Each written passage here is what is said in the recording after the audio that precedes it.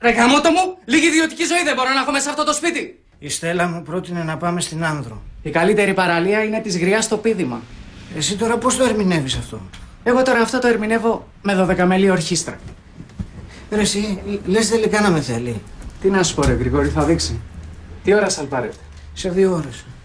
Όπως καταλαβαίνεις φίλε μου Λάζαρε, ήρθε το τέλος μου. Διότι στην Άνδρο θα πρέπει να κολυμπήσουμε.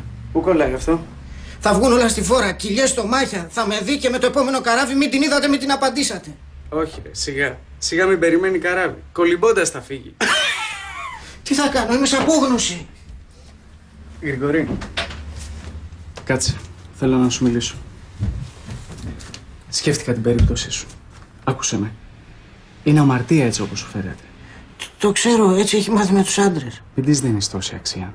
Το εκμεταλλεύεται. Δεν το κάνει από κακία. Και επιτέλους, πάψε να αυτοτιμωρείσαι που δεν μπόρεσες να είσαι αυτό που ήθελε. Αν ήμουν ο Ρίκι Μάρτιν. Μην ξεχνάς, πολύ καλύτερος της είσαι. Σε ποιο τομέα? Πάψε πια να απολογείσαι για ό,τι γίνεται.